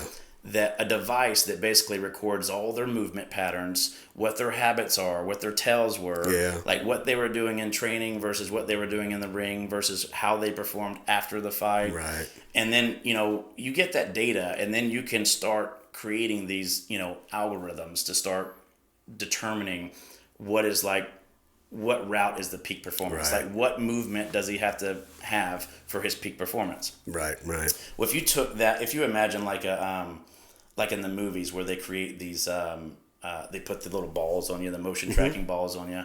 So if you imagine like the sensors being on someone who doesn't fight like Mike Tyson, Right. and then a software telling them, hey, move this way, move Right. that way. And even if you had a screen that had like a little pop-up that showed you which path you needed to punch on, if you could do that repetitively and then start basically cloning the patterns that they had, then you would have more Mike Tysons. Yeah. Right? And Yeah, for sure. So, it's like, I know that that's what makes those people great, and that's what makes them different. Right. But I'm like, man, if I could utilize my tech for that particular way, that would be awesome. Like to capture all, and I know tech is scary for people. Sure, right? Sure. I wouldn't want to do that. Like there would have to be something in it for him. If it were, not saying it's him, but it's like, I get it. Like, yeah, you should be paid. You should be, rewarded for someone taking that part of. But also, I mean, I guess it's scary from the standpoint of like, you have these people who exaggerate what data, they're scared of the data and stuff. But it's like, at the end of the day, when it comes to that, it's nothing that is going to hurt you. Right. Right? It's just you're training people. Because now what they have is coaches in the gym who are holding these pads that say, oh, you're hitting harder or you're punching faster. And it's like, yeah, the coaches who have seen this over and over and over again, I get it that they have the skill. They don't realize how wrong they are. Well, not wrong that they are. I shouldn't say that. But the margin of the difference, or even how much more capability they might have in deciphering how to increase performance. 100%. Yeah. Like Eddie Hall, who set the 500 kilo deadlift, right? Now and then Thor did the unofficial. Well, I guess it was official, but it was out of competition, 501. Now you had a guy, this last one, who tried 505. He didn't get it, but the point is that 500. I think when Eddie did 500 kilos deadlift, I think the record was 476. Right. And so it was like he made a jump. Just smashed it. Right, yeah. And kilos, 2.2 kilos to 1 pound. Yeah. So it's like, or 2 pounds, 2.2 pounds to 1 kilo. So it's a significant difference, right? And so, especially when you're at the peak. And that was in 2017, I think. And there are people who are creeping back up to it, but it's almost like you have to set these standards for people to realize, oh, that's possible. Yeah, you have to reset the bar every once in a while. Yeah, and that's what I think that hopefully at some point, like tech will do. Yeah, and I gotta be real honest, man. I love the concept. Like, I love the concept. I went through some of the stuff that you gave me, and I was looking at it, was like, no shit. And like they put up the tracking board, and like do a tracking board like you were saying in the gym and stuff, and then kind of almost gearing it towards personal fitness now, you know what I mean, with like personal feedback stuff, which is really cool. It's kind of what I was seeing in there, which is the next evolution, you know what I mean, obviously in the mass distribution, volume is where your money comes from, right? What we did was since COVID, like we had a big marketing campaign we were going to push out, and then COVID hit, and I was like, I don't know if I want to do that, because I feel like you just burn that up and then for nothing, right? You get 2 years out of it, and then boom. And we had a great opportunity that came up with Bally Sport Network. Bally's the company, right? And one of the guys who is a majority shareholder in that company, and I did a Bally's Fight Night with them in 2021, I believe it was. Oscar De La Hoya started. They merged with Oscar De La Hoya. Okay, gotcha. Yeah, but the ultimate goal for them was to utilize the tech because they had bigger goals. They, this gentleman who purchased this company also owned a gaming company, Monkey Knife Fight, who is like a DraftKings or something like that, right? So, and then he did a deal with Sinclair Network, which is Bally Sports, which was Fox, for a certain amount of years, and then so for him, he was like, well, hey, if I can get a technology, and we can start creating micro bets throughout each round, huge, right? Oh, dude, I didn't even think about that. It's Yeah. fucking genius. Yeah. So I inked a deal with them, and then they started having like commissioners and stuff step in. It's just been a nightmare, and it's like, man, I just want to go. You're right. Like I just want to get back into that because, like, that's what I'm passionate about. I love being at those events and being able to do that, but also, like I want to spend the time to build a team towards what kind of that Whoop does, and that takes a lot. Yeah, it takes a lot. Yeah, completely new infrastructure too. Yeah, I would imagine, right? Mm-hmm. Yeah, they've raised several $100 million, right? And so you have to have the right people. Then you start running into the issues of COVID hit, and now everybody wants to say that they own their own company or something, or maybe their work ethic has kind of diminished a little bit over COVID, and so it's finding the right people to work with you, and then not, and maintaining a good, positive, working environment and attitude towards the, all of your staff. Right. And there's challenges, but I think we'll get there. Right on. Yeah, I think we'll get there. I just think that the market's just evolving. Yeah. I think it's still new. Oh yeah, for sure. I mean, especially we've got the ChatGTP AI stuff coming out now. So, oh my God, bro, how crazy is that? I was the instant I saw it, I was petrified. Yeah, I was petrified. And then, so I'm a YouTube junkie. Yeah. Right. And there's a couple of YouTube channels. Obviously, they monetize and they show ads or whatever. And there's this one for an AI for your phone called Replica. Right. It's just chick's voice. She's like, I can be anything. I can do. You can name me. You can do. And I was like, what? This is going to be so disgusting. This is going to be the most disgusting iteration of technology as that man has conceived. I think it could be used for good, but with anything, there are going to be those people who abuse it. Mm-hmm. And I think that's also what I fight against. Like when it comes to tech, like the data, everybody's like, this data, it's like, what are you going to do with the data? Nothing, right? Yeah, we're going to make it better. We're going to make this product better and help other people. We're going to use that to make better results. Right. But yeah, there was an AI designed TikTok or like a Instagram. Maybe it was an Instagram. It was a fake person, and it looks real. And they like have pictures of them in environments where it's like, what the hell? Yeah. I couldn't believe that. And the conversations that they have back and forth are so close, it is almost impossible to discern. Yeah. The AI from a human, and it's terrifying. Yeah. It's absolutely terrifying. It is. Yeah. I know it comes in handy when it's like the chat bots, when you have it on your website or your Facebook or something, to have something there that will communicate with you that's not just these simple answers, and if they're not asked, they're not giving you the right choice to choose from. Right. So I get where that helps, but to see that, like, the design aspect of it and what it can draw, like, that's just unfreaking believable, dude. It has, I mean, it's a programmed intuition, granted, but there's a certain amount of intuition that is extrapolated from all the data that it's been fed, that gives it an ability to make. To really blur the line between reality and fiction, especially, and there was Glenn Beck was talking about this the other day. So eventually, I mean, obviously, they're going to write entire shows. Yeah, AI is going to write entire programs. What if it starts creating voices that it's just an AI show, right? Between two voices that have a certain personality, a certain tone, Yeah. Scary, isn't it? Yeah. The only solace I take is that even AI still has to be programmed by somebody. And us, these meat machines, what I mean? We're still dumb enough in this whole thing that we're not going to, I don't think that we can program it to operate completely autonomously. You know what I mean? It's still giving back data based on input. I think it's only a matter of time, right? Yeah. I mean,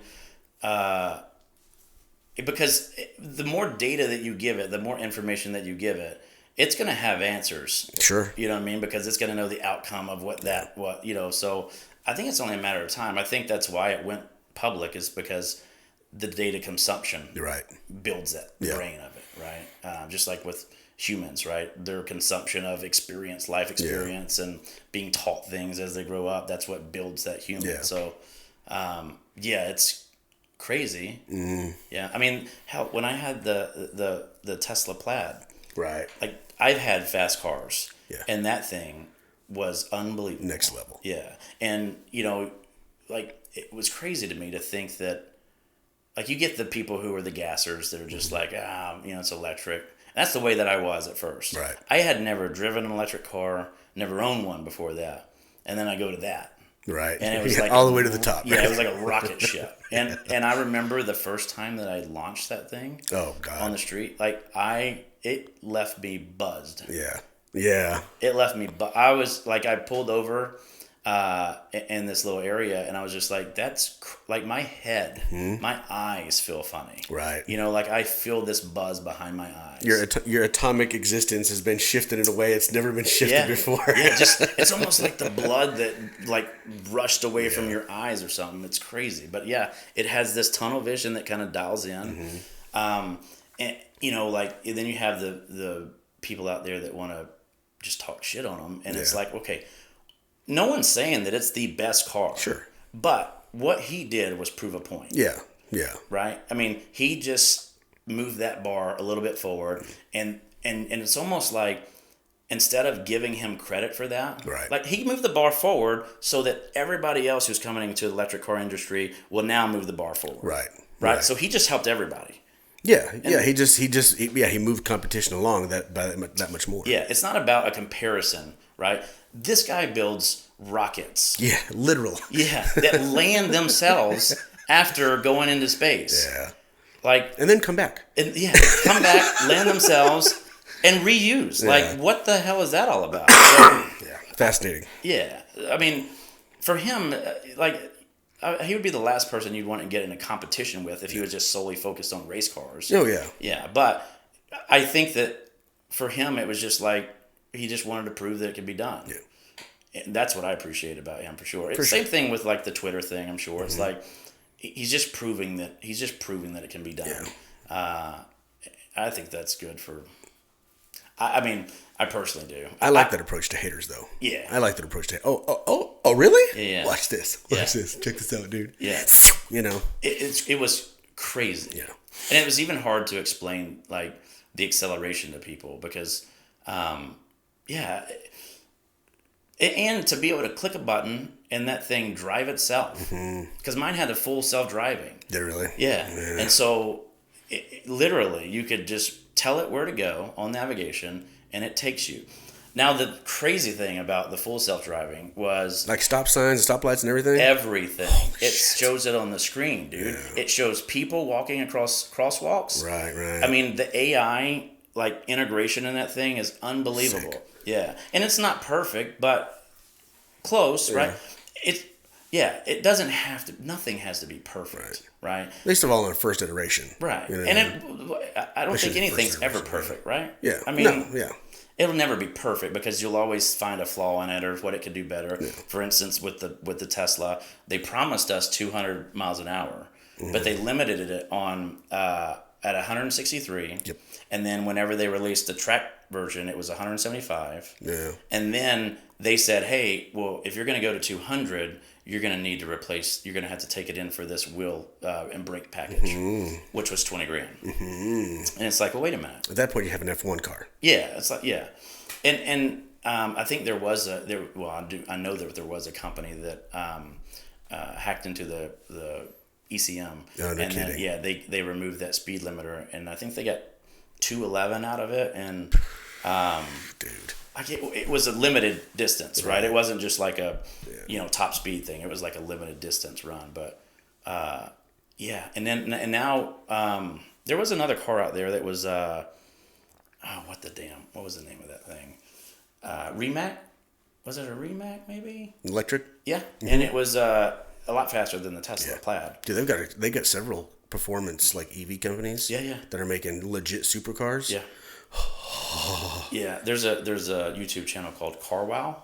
Okay. I watch it, and this dude, there was an electric car that it had a fan system on it that pulled that car close to the ground, And the I think it was only 2-wheel drive, but the acceleration was like 0 to 60 in like 1.6 seconds. It was something stupid. That's right? intestine melting. Yeah, it's like, how fast do you need to get? Yeah.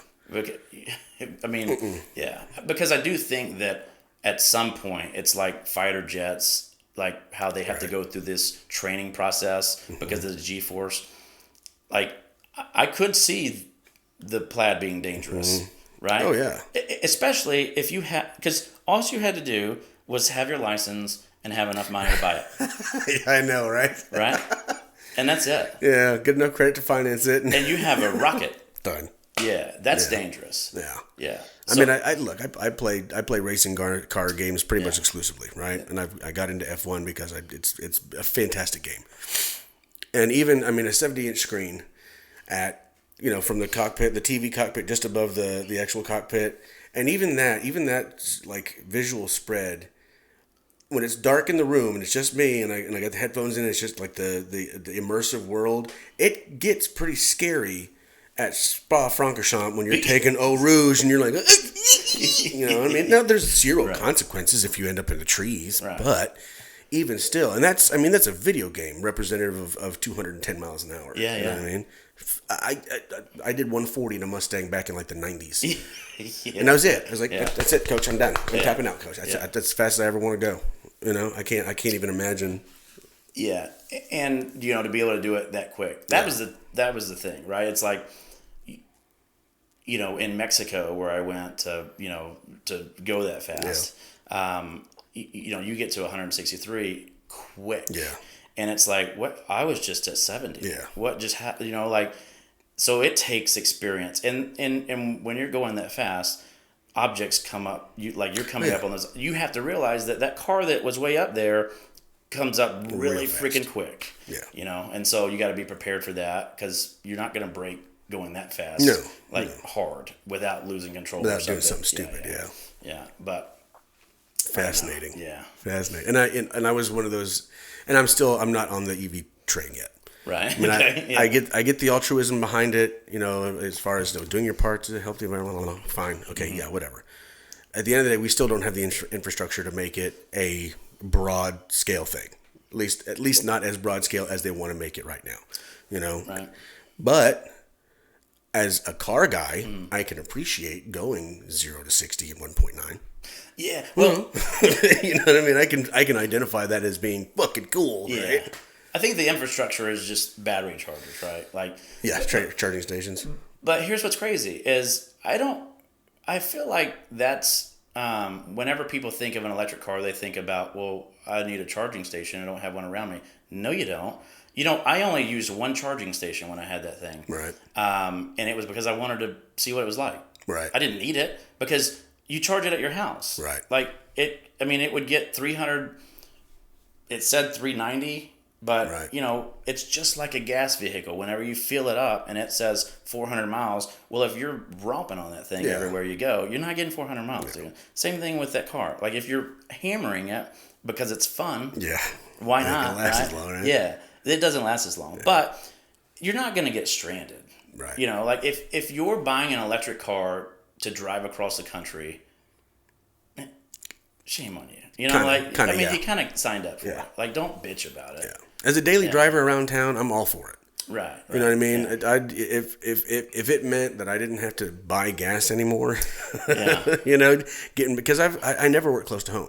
Yeah. Since I started in this industry, really in 2012 or 2013, I've always been minimum half an hour, 45 minutes, an hour away from work. Yeah. Minimum. Yeah. Now, if I had a car that I could get back and forth reliably and didn't have to spend $200 a week on gas, it might be. It's something I would definitely consider, and I'm okay with making the investment. You know what I mean? Well, you offset it with electricity usage at your house, but I don't know that it's not that it's like gonna save you a ton of money each month. It is a little bit better than gas. Right. It does save you a little bit extra money, and there's people who throw fits to save 20% on anything, right? And if that thing's saving that, right. So it's like Black Friday sales, right? People fight over half off. You know what I mean? It's like, is it worth it? Yeah. Right? Yeah. I mean, is it worth it? Say $5, bro, really? Yeah, and it's all marketing, right? It's like, okay, that same type of deal is going to be, they'll have that, right? I mean, I just understand it from the standpoint of coming from the manufacturer. It's like, right. No, we have those type of deals. It's all on what we put as the retail price. Yeah. Right? And that's the thing that people don't understand. Yeah, it's just tricky. But, yeah, these people get the psychology of 99 cents, right? Yeah, it is nuts, man. But, yeah. I don't know. I mean, at some point, I probably end up getting one just to tool around town, with. But being the gasser head that I am, you know what I mean? There's no replacement for displacement unless it's an electric 1-to-1 drive. But, you know what I mean? You, like you said, you offset a little bit for this, for a little bit of that. But my thing is I know how to work on gas. Yeah. You know what I mean? Yeah. I can pull them apart and put them back together, a couple of days. I can tear down a car and put it back together now. When like these things, if you don't have the big orange stick to pry me off of it, if I touch the, you know what I mean? I think that part is tricky, but there's no oil changes. Yep. Right? You just replace your windshield wipers, your brake pads, Tires, which brake I don't pads, think that happens very often. 60 to 70,000 miles probably. I don't even think it's that in the Tesla because it has regen, so you're not using your brake as much. Yeah. Right? So it's like it saved a tremendous amount on those things. Yeah. And then your tires, but other than that, like, you don't have to work on it. Like, right. It doesn't have the same moving parts, Right. All of the shocks and stuff, it's just like air suspension. Mm-hmm.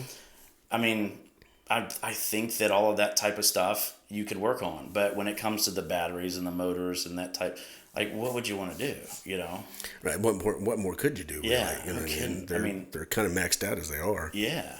Which I get. And that was actually the other side of the whole EV argument, right? Especially from somebody in the industry. Mm-hmm. So these, and we'll take Jaguar for instance, because I work for them, right? $325 for an oil change. Mm-hmm. If you want to pay cash, $325. Mm-hmm. If you want to, brake system flush, $350, $400. Alignment, tire rotation costs you almost $500, right? But it's a luxury car. You expect to pay more, right? Right. I, as a service advisor, that's where I make my money. If I don't have that stuff to make money off of, what are you paying me for? Right. What am I making money off of? Or are you just replacing me with a kiosk, which would be, in that case, 100% valid. Right. You need technicians, punch in okay, here's my VIN number, here's what I need done, drop your keys in the box, you never have to talk to anybody, right? And the technician does it, and the system notifies you when you're done, right? Right. If they can make such a system work, great. But again, this has been a six-figure industry. Yeah. Six-figure industry for me for a long time. Yeah. You know what I mean? I don't want to lose that money. Sure. And it's purely selfish. But at the end of the day, and here's kind of where I was going with that, the Jaguar's chief vice president officer, blah, blah, blah, whatever. Right. They were doing like a big PR thing, like Zoom meetings at all dealerships. And we actually got to sit down in groups and ask questions of these higher ups. And that was my question. It's like, okay, so if we don't need maintenance on these things, how do I get paid? Well, we'll have gassers for a little while. Yeah. Okay, so what happens when the gassers are no longer, we're not making money off those? Well, we'll have gassers for less. Like, dude, you are lucky you're in Europe. I'd come to that screen and punch the shit out of you. Right. But they didn't have an answer, obviously, because look, they don't want to put their foot in that pile of shit yet. Right. You know what I mean? That's something because that's a mutiny. Right. 10 years early. So I get it. I think it's like going to Walmart or Kroger and having this self-checkout. Yeah. Sometimes it's nice, but sometimes when you spent that kind of, like with my Jag, it's like I wanted to talk with someone there if I was having an issue. I don't want to email someone or talk with someone over the phone because they're not going to have any empathy for you. Right. Right. You kind of build that relationship. I have I'm banking with a different bank now. When you go into their bank, they have kiosk where it's a screen and the people that talk to you, and there's one person there, and they aren't there to help you. It's just to make sure that everything's going smoothly. They're monitoring, not interacting. And it's like, what? I don't want to do this. You know what I mean? It's like, I don't want to be in this situation, number one. Number two, it's like, there's another one right beside me. It's like being at a urinal without the little, it's like, okay, this guy can hear my information. Yeah. Can you put me in a box or something? Bluetooth this bitch or something? Right? Do you have any take out the noise canceling? And even on the other side of that, because as somebody who was in customer service my entire life, I don't like dealing with people either. You know what I mean? The level of service, and again, I'm extremely biased because I was trained by some of the bigger names in food and beverage and customer service over the course of 20 years, right? Very regimented, very systematic. And what I get now is a disconcern. I mean, just complete disregard for any, like, I don't want empathy. You know what I mean? I'm not even necessarily looking for sympathy. I'm just, if I have a concern, I want to know that I can voice it to somebody who will at least make me feel like they're fucking doing something about it. You know what I mean? Right. And now it's just outrightly dismissive. It's like, well, I don't know. We'll see what you can do. We'll call you in like 2 days. Admit I just put it in the fucking machine. Here I go. Yeah. So it's kind of a double-edged sword, right? You know what I mean? The people you're dealing with are knuckleheads, or you're not dealing with people at all, and it's complete, and it's very. I don't want to say dehumanizing, but it takes that humanity out of it. Yeah, there's a disconnect. Yeah. I think it'll all get sorted at some point, but we'll adjust. Yeah. I mean, it does stink, and being in, like, I feel for someone being in the customer. I mean, I guess if you're a business owner, you're kind of in the customer service industry, but you're getting approached when there's a problem. Right. That customer isn't in a happy-go-lucky mood, right? So it's like now you have to figure out how to deal with only these type of interactions, which is not fun. Terrible. Yeah. I mean, that's like self-medicated type of job. Yeah, for sure. Yeah. But, yeah. My buddy Neil, who owns a Corvette mod, I shouldn't say my buddy, my old boss Neil, who owns Corvette mods out of Saginaw. And he's one of those guys built it from his garage, from zero to like $10 million a year worth of revenue in 5 years from his garage, you know what I mean? And I mean, super smart guy, extremely driven. But his we had obviously we were customer service. And people complained. We kind of sent them through a chain of sequence. But we had things set up. Okay, if it comes to this is your end all be all. If this still doesn't work, then bring it this way. But it almost never got to that point because he had set up that kind of the buffer zone, so to speak. But even still, the number of people who are just insistent, and I will not be satisfied unless I get exactly what I want in this moment. And it's usually like they need to leave with something, like money in their pocket or some sort of something value, for free. Right? That's the kind of shit that makes you want to choke somebody out. Yeah, I think that like when I look at user manuals or something, like things like that, sometimes it's like when you see, make sure that it's powered on, make sure it's. You're like, that's self-explanatory, but there's a reason why you have to put it in there. It's because there are people who don't do that. Yeah.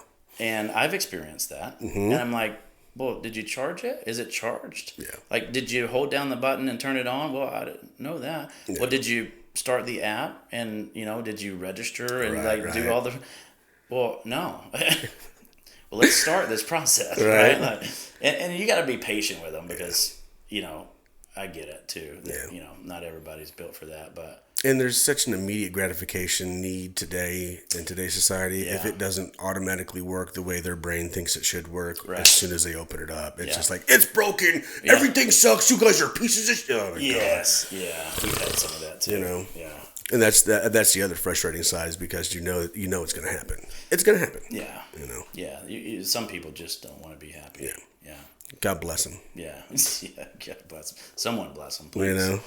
Please give them the hell out of my door. You know. So we'll wrap up here in just a second. I ask this question of mostly everybody that comes and sits down. First of all, thank you for sitting on the firing line with us and taking an opportunity. I enjoy enjoy the shit out of talking to you all the time. So I'm happy you came. So again, we kind of go back to it at the beginning. So the why behind what it is you do. Obviously, you've got a lot of stuff working on. You've been extremely successful in what you do, and because of that, there's obviously got to be some kind of motivator, some kind of underlying thing that generates that drive and fire in you. So my question to you, so we'll wrap it up, is what drives you? Why is it that you do what it is that you do? I think that it's like there's been a couple of situations. I mean, I get it a lot, but whenever I can help someone to the point to where I know that they're appreciative. Sure. And like it's changed something for them, given them more confidence. or help them in a way to where it's like, man, it's that kind of interaction. Right. That's what makes me happy. Right on. For sure. Yeah. Right on. And that's a good place to start from, for sure. Yeah. You know what I mean? Rather than starting from, I want to be rich. Yeah. I think that doesn't matter as much anymore to me. Yeah. Obviously, having money is a nice thing, but like you can't buy those interactions. Right. You know. Right. So I don't know. That's what I like. Yeah. I like that. I just like that genuineness of someone appreciating. Organic, based on a give and take, and back and forth. Dig it. Yeah. Right on, man. Well, again, Wes, thank you for sitting down, man. It's been a real pleasure. I think we're almost to 2 hours, dude. Oh, really? Crushed through it, man. Yeah. If you guys want more information on Wes and what he does, feel free to comment, and we'll get you information on what it is he's got going, and get you pointed in the right direction. Obviously, we've got some stuff going on Southern Oak Band. We're playing this coming Friday the 10th. This probably won't even be out until like Thursday, but whatever. When you see it, Wednesday or Thursday, come by Shotzi's in Keller, 8:30 to 11:30. We'll be playing out there, and we've got some new stuff coming out of the studio this coming year as well, which will be done in a big compilation and blah blah blah. So stay tuned. We appreciate you coming in. The Ammo Box is a collection of a lot of people.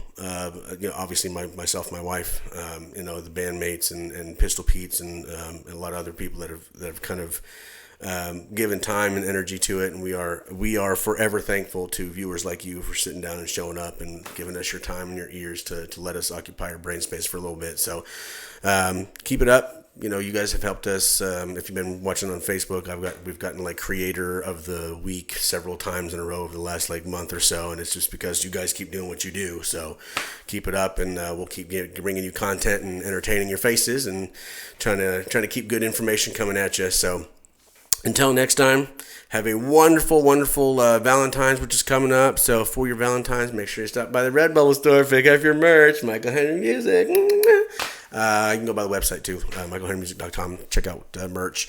Get some stuff for your loved one, whoever it is, and enjoy the month. And we'll see you next time. We're probably going to take a little time off here, because we got tax season coming up. My wife kind of does that, so we'll offset the little schedule a little bit, so it might be a couple of weeks before we get another podcast out, but we will still bring content to you as we can with baby jiu-jitsu and all the like. So until then, thank you guys. Humbly thank you. We really appreciate that you guys come by, and as always, if you can be here, get here.